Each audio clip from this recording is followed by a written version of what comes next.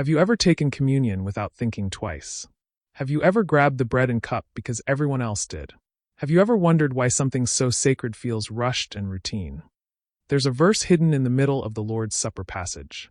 It's the one nobody highlights, but it carries a warning and a blessing. It's not just about remembering, it's about examining. And if you've been skipping this step, you've been missing the power behind the table. We come to church distracted. We carry the weight of our week. Our minds wander, our hearts feel distant. And when communion is passed around, we go through the motions.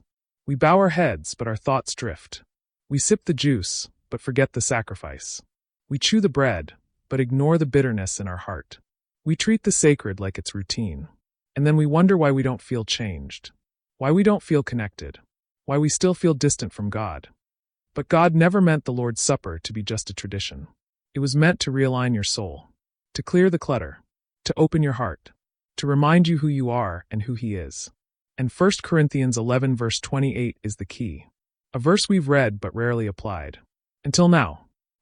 1 Corinthians 11 verse 28 says, "Let a person examine himself, then, and so eat of the bread and drink of the cup." Examine yourself. Pause before you partake. Ask the Spirit to search your soul. This isn't about being perfect. It's about being honest. Are you holding unforgiveness? Are you ignoring sin? Are you casually treating what Christ gave His life for? When you examine yourself, you don't disqualify yourself. You prepare yourself. You realign with grace. You come to the table aware, not asleep. Because this is not a snack. It is sacred. And when you treat it as holy, you receive what is holy. Healing, peace, restoration. Let's do what the verse says.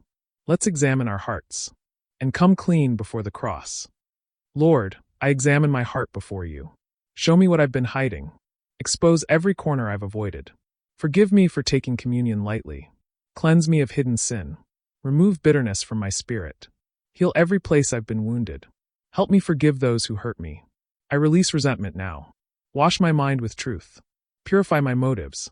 I repent for pride and selfishness. Renew my hunger for your presence. Restore my awe for your sacrifice. I remember the body broken for me. I remember the blood that saved me. Make me clean again. Make me soft again. I surrender every idol. I surrender every fear. Help me to come to your table worthy. Not by my works, but by your grace. Speak to me through the bread and the cup. Let me never forget what you gave. And let me live like someone who's been redeemed. You don't need to run from the table. You need to prepare for it. Because when you examine yourself, you clear the way for God to move in you deeply. Communion is not just bread and juice. It's a divine invitation, a moment of clarity, a reset for your soul. And 1 Corinthians 11 verse 28 is your reminder. To pause, to reflect, to realign. Before you eat, examine. Before you drink, surrender. That's how the table becomes powerful. That's how grace becomes real. Come and examine me, Lord, if this touched your spirit. Like this video if you'll never see communion the same again. Subscribe for more truth that feeds your soul.